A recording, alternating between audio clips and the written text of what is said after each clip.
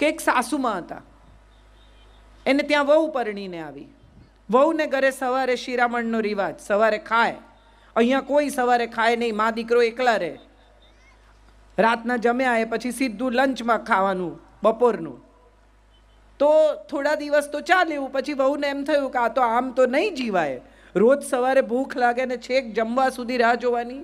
એટલે રાત્રે રોટલો ભાખરી ચોરી લે, ઘંટીની નીચે છુપાવી દે, સવારે દળવા બેસે ત્યારે ધીમે ધીમે ખાય.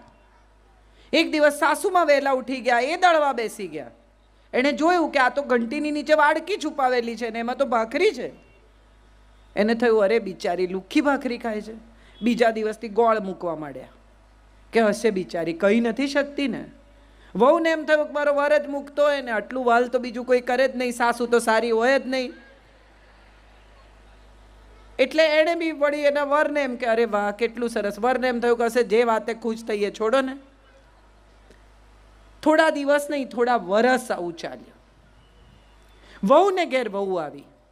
હવે માની આંખો ઝાંખી થઈ ગઈ છે, બહુ સરસ દેખાતું નથી. અને મા પોતાની વહુને પૂછે છે, જે હવે સાસુ થઈ ગઈ છે, કે બેટા તારી વહુ કેવી છે? તો કે બા આમ તો સારી છે, પણ કામકાજે મોળી છે. એટલે જે વડ સાસુ છે એમણે કીધું કે બેટા ગોળ નાખ તો ગળી થશે, મેં બહુ વરસ નાખ્યો છે.